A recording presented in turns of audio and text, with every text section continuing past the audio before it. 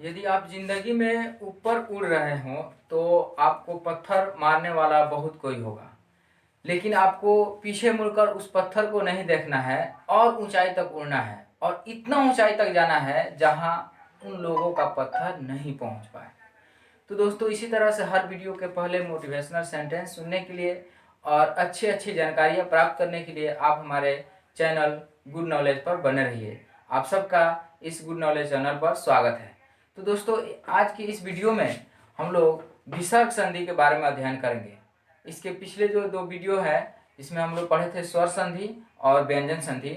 आज संधि का जो तीसरा टाइप है विसर्ग संधि, उसके बारे में हम लोग जानकारी प्राप्त करेंगे।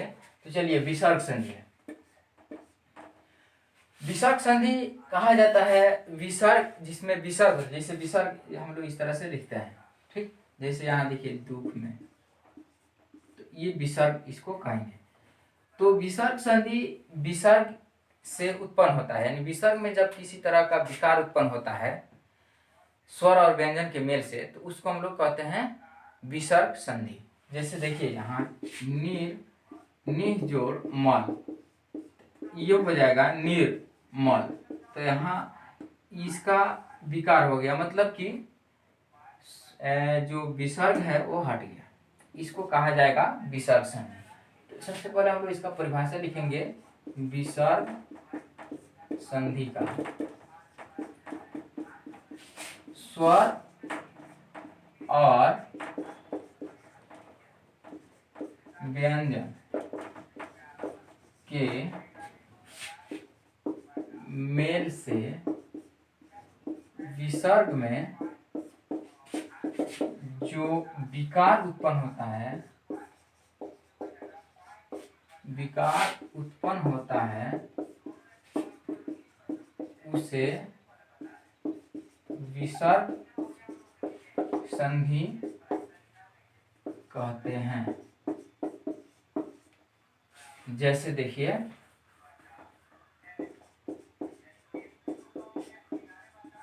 नि जोड़ मल, ये हो जाएगा निर्मल। मनः जोड़ रथ, मनोरथ। यशः जोड़ दा, यशोदा। तो ये कुछ विसर्ग संधि का एग्जाम्पल हुआ। चलिए आप इसको नोट कीजिए, आगे हम लोग अब संधि के नियम को देखेंगे। चलिए, विसर्ग संधि का पहला जो नियम है यहाँ दिया गया है। यदि विसर्ग के बाद में च, छ या तलावे स हो तो विसर्ग का स हो जाता है, तलावे स हलंत हो जाता है। यानी विसर्ग के बाद में यदि च, छ और तलावे स, इन तीनों में से कोई अक्षर रहता है तो विसर्ग हट जाएगा और तीनों के जगह पर ये हो जाएगा तलावे स, आधा तलावे स। जैसे देखिए निह जोड़ च, यहाँ दिया गया है, यहाँ इसी को यहाँ लिखे हैं। इसे विसर्ग के बाद में यदि च, छ या तलावे स आता है तो इसका क्या हो जाएगा तलावे स हलंत। इसे निह जोड़ च, तो निह ये हो जाएगा, इसके जगह पर क्या हो, विसर्ग की जगह पर क्या हो जाएगा आधा तलावे स, आधे तलावे स हो गया तो निश्चय। उसी तरह निश्चल, निह जोड़ छल, तो ये हो जाएगा निश्चल। यहाँ देखिए उसके बाद कहा जा रहा है इसी में यदि ट, ठ और मूर्धन्य स हो तो विसर्ग का मूर्धन्य स हलंत हो जाता है, ठीक है। और यदि त, थ, द हो तो विसर्ग का दंत स हलंत हो जाता है, यानी विसर्ग की जगह पर दंत स हलंत हो जाएगा। जैसे देखिए निह जोड़ ता, तो यहाँ निह जोड़ ता में त है विसर्ग के बाद में, तो विसर्ग की जगह पर क्या हो जाएगा दंत स हलंत, तो ये हो जाएगा निस्तार। उसी तरह निह जोड़ सार, तो ये हो जाएगा निस्सार। तो इसको आप यहाँ से भी समझ सकते हैं, यदि विसर्ग के बाद में च, छ और तलावे स हो तो तलावे स हलंत हो जाएगा, यानी आधा तलावे स। यदि विसर्ग के बाद में ट, ठ और मूर्धन्य स हो तो आधा मूर्धन्य स हो जाएगा। यदि विसर्ग के बाद में त, थ और स हो तो आधा दंत स हो जाएगा। चलिए इस पहले नियम को आप लोग नोट कीजिए। दूसरा नियम इस तरह से है, यदि विसर्ग से पहले ईकार या उकार रहे, जैसे देखिए ईकार किसको कहेंगे, जैसे मान लीजिए है ये की, इसको कहेंगे हम लोग ईकार, और इस तरह से रहेगा क हर्षव तो कहा जाएगा उकार। ठीक, तो यदि विसर्ग से पहले ईकार या उकार आए और विसर्ग के बाद में क ख प या फ, इन चारों अक्षरों में से कोई एक अक्षर आए तो विसर्ग के जगह पर ये हो जाता है दंश मूर्धन्य स हलंत हो जाता है, यानी आधा मूर्धन्य स हो जाता है। उसी को यहाँ लिखा गया, देखिए ईकार या उकार पहले आया किसके, विसर्ग के, और विसर्ग के तुरंत बाद यदि क ख प या फ आया तो विसर्ग के जगह पर हो जाएगा मूर्धन्य स हलंत। जैसे एग्जाम्पल लिखिए, निह जोड़ कपट, निह में ईकार आया, कपट यहाँ पहले क आया, तो विसर्ग से पहले ईकार आया और विसर्ग के बाद क आया, क ख प या फ आएगा, तो देखिए विसर्ग के जगह पर क्या हो जाएगा, मूर्धन्य स हलंत, तो निस कपट हो जाएगा। उसी तरह निह जोड़ पाप, तो विसर्ग से पहले हर्षिकार आया यानी ईकार आया और यहाँ प आया, तो इसके जगह पर विसर्ग की जगह पर हो जाएगा आधा दंश मूर्धन्य, तो ये हो जाएगा निष्पाप। उसी तरह दुह जोड़कर तो ये हो जाएगा दुष्कर। तो इसको आप लोग नोट कीजिए। अगला हम लोग नियम अब इसके बाद देख रहे हैं।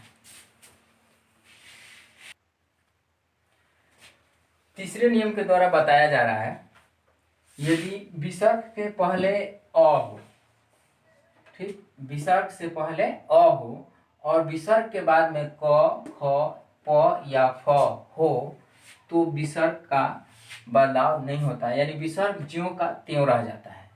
जैसे देखिए यहाँ पे प्रातः जोड़ कार, इसमें प्रातः विसर्ग है और विसर्ग से ठीक पहले त है, त हम लोग त और अ मिलकर, त हलंत और अ मिलकर होता है पूरा त, तो यहाँ पर त है यानी अ, त अ। तो इस तरह से विसर्ग से पहले अ हुआ और यहाँ क हुआ, तो यदि विसर्ग से पहले अ हो और विसर्ग के ठीक बाद क ख प या फ हो तो विसर्ग में चेंजिंग नहीं होता है, यानी नो चेंजिंग। आप लोग इससे ज़्यादा इस पर फोकस कीजिएगा, तुरंत समझ में आएगा। तो इस तरह से हो जाएगा प्रातः काल, बस यहाँ पर प्लस जो निशान है उसको छोड़कर लिख दिया जाएगा, सेम उसी तरह। उस तरह पयः जोड़ पान तो हो जाएगा पयः पान। इस तरह से हम लोग तीसरा नियम बता रहे हैं। उसके बाद चौथा नियम आप लोग नोट कीजिएगा इसको देखने के बाद में। चलिए अगला नियम में देखिए, नियम 4 बता रहा है, यदि विसर्ग के आगे और पीछे यानी पहले और बाद में अ हो, जैसे यहाँ विसर्ग है और इसके आगे और पीछे दोनों तरफ अ हो, तो पहला अ और विसर्ग मिलकर ओ हो जाता है और विसर्ग के जगह पर इस तरह का चिन्ह आ जाता है, जिसको लुप्ताक्षर चिन्ह कहते हैं या लुप्ताकार चिन्ह कहते हैं। जैसे देखिए उसी को भाषा में लिखा गया, तो इससे हम लोग पकड़ लेंगे। यदि विसर्ग के पहले और बाद में क्या हो, अ हो, और तो अ और विसर्ग, पहला अ और विसर्ग मिलकर ओ हो जाता है और विसर्ग के जगह पर लुप्ताकार चिन्ह आ जाता है। लुप्ताकार चिन्ह इस तरह से होता है, ठीक। जैसे देखिए मनः जोड़ अभिलाषी, उदाहरण से पकड़ में आ जाएगा। तो मनः, यहाँ विसर्ग से पहले मन है यानी मनः है, तो यानी अ है, और विसर्ग के बाद में भी अ है, तो ये हो जाएगा, ये अ और विसर्ग मिलकर हो जाएगा ओ, यानी हो जाएगा मनो। देखिए मनो हो गया है और इस विसर्ग के जगह पर आ जाएगा लुप्ताकार चिन्ह, तो ये हो गया मनो भी, उसके बाद में यहाँ से यहाँ तक लिख दिया जाएगा मनो अभिलाषित। उसी तरह से प्रथम जोड़ अध्याय, तो ये हो जाएगा प्रथमो, यहाँ अ और विसर्ग मिलकर हो जाएगा ओ, तो हो जाएगा प्रथमो, और विसर्ग की जगह पर आ जाएगा लुप्तकार चिन्ह और ध्याय, यानी प्रथमो ध्याय। इस तरह से चौथा नियम हम लोग का कंप्लीट हुआ। इसके बाद में हम लोग पांचवा नियम देख रहे हैं।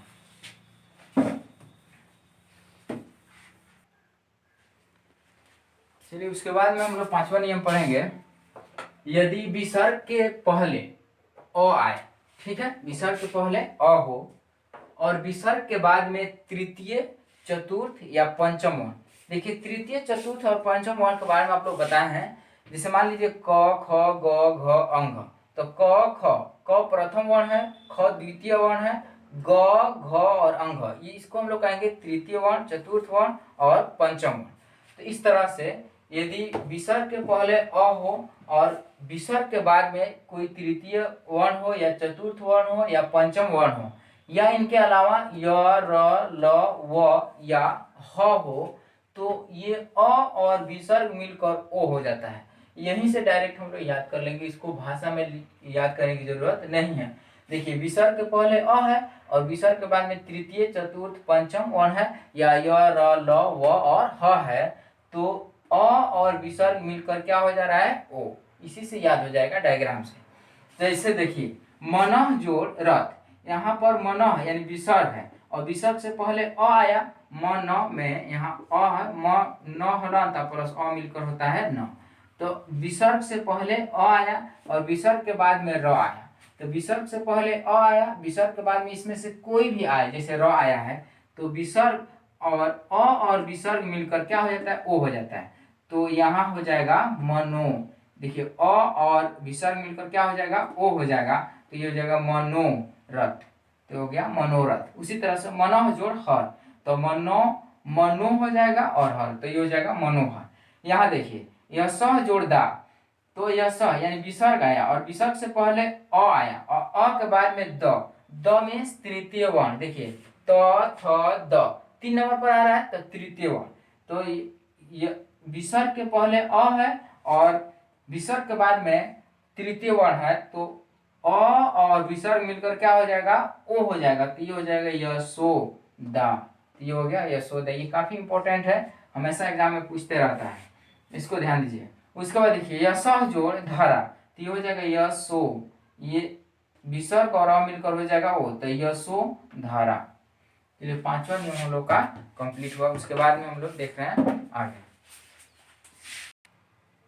अगला नियम बता रहा है हम लोग को, यदि विसर्ग से पहले ई या उ आए, जैसे विसर्ग हो गया, इससे पहले छोटी ई या छोटा उ आए और विसर्ग के बाद में र आए, ठीक। विसर्ग से पहले ई या छोटा उ और विसर्ग के बाद में र हो, तो इसके जगह पर ई के जगह पर बड़ी ई हो जाता है और उ के जगह पर बड़ा उ हो जाता है। जैसे एग्जाम्पल से समझेंगे, निह में यहाँ पर हर्षिकार है, उसके बाद र है, तो विसर्ग से पहले आया ई, उसके बाद आया र, तो ये हो जाएगा दीर्घिकार हो जाएगा, यानी बड़ी ई हो जाएगा, तो ये हो जाएगा नीरस। उसी तरह से नी है और यानी ई हो गया और यहाँ पर र अव, तो ये हो जाएगा नी रव। उसी तरह से नी जोड़ रो, यहाँ ई हर्षिकार आया और यहाँ र आया, तो ये हो जाएगा नीरो। उसके बाद हम लोग लास्ट नियम एक और है, उसको देखेंगे। लास्ट नियम है 7 नंबर। इसमें बताया जा रहा है कि यदि विसर्ग से पहले अ या आ को छोड़कर दूसरा कोई भी स्वर आए, जैसे यहाँ पर लिख दिया है, अ या आ को छोड़कर दूसरा कोई भी स्वर हो, किससे पहले, विसर्ग से पहले, और विसर्ग के बाद में तृतीय या चतुर्थ या पंचम वर्ण हो या य, र, ल, व या ह में से कोई अक्षर हो, तो विसर्ग के जगह पर र हलन यानी आधा र हो जाता है। जैसे देखिए निह जोड़ गुण, यहाँ विसर्ग से पहले क्या है, निह यानी ई है, ठीक, यानी अ और आ को छोड़कर दूसरा कोई स्वर है, तो निह यानी ई है और विसर्ग के बाद में ग, ठीक है, ग यानी कि क, ख, ग यानी तृतीय वर्ण है। देखिए तृतीय वर्ण है, तो विसर्ग की जगह पर क्या हो जाएगा, र हलंत यानी आधा र, तो आधा र यानी ऊपर रेफ हो जाएगा, तो ये हो जाएगा निर्गुण। उसी तरह से देखिए निह जोड़ मल, तो निह विसर्ग से पहले क्या है, हर्षिकार है, यानी अ और आ को छोड़कर दूसरा कोई स्वर है।